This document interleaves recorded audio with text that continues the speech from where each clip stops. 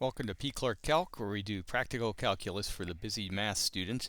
And here we're going to look at an application of the derivative called the relative rate of change. Let's take a look at an example of that.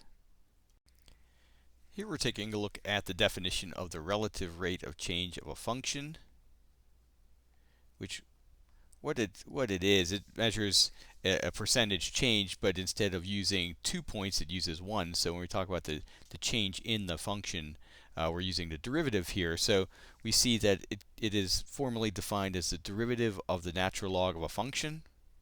Here we're using t as the independent variable.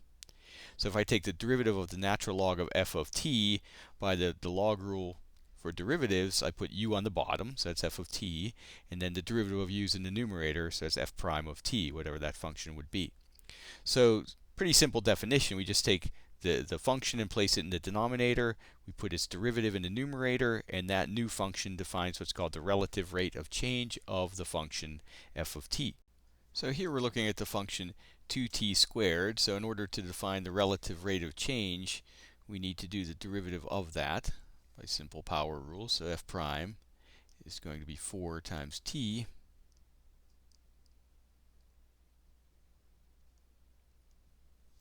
So then our relative rate of change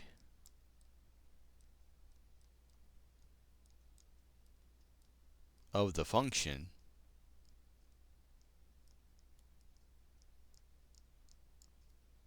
by definition then is going to be the function itself in the denominator, 2t to the second, and its derivative in the numerator.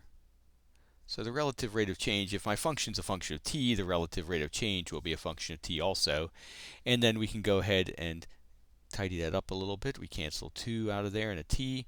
We end up with 2 over t to the first as the relative rate of change function.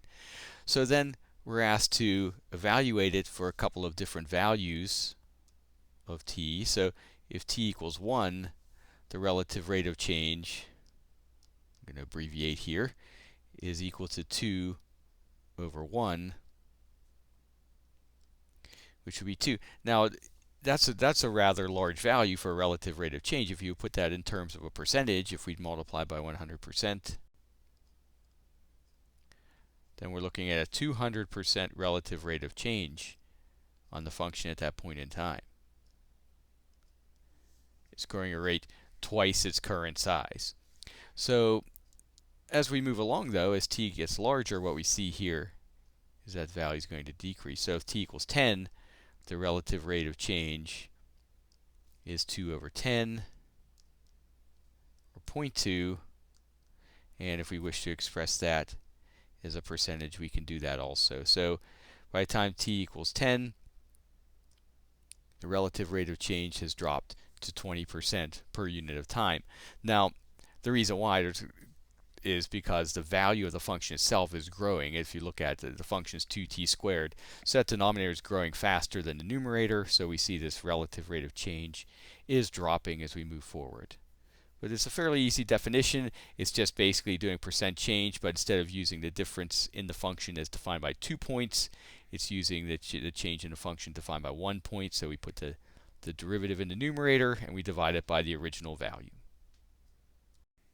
If you want to learn more about applications of the derivative or derivatives in general or anything else about calculus, you can find them on my textbooks available for a nice price on Amazon.